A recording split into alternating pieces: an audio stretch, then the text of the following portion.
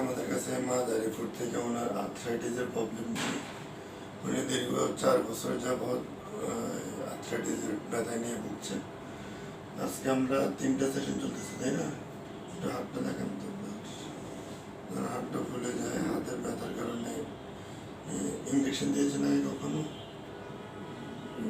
ব্যথার জন্য ইঞ্জেকশন এবং কি ফিজি হসপিটাল আরো কোন কোন হসপিটালে গিয়েছে।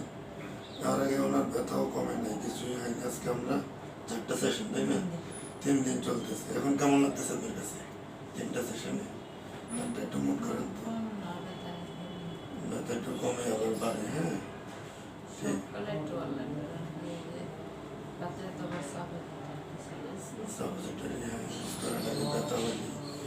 ঠিক আছে। ওনার ট্রিটমেন্ট চলতেছে, উনি পুরোপুরি সুস্থ হওয়ার পরে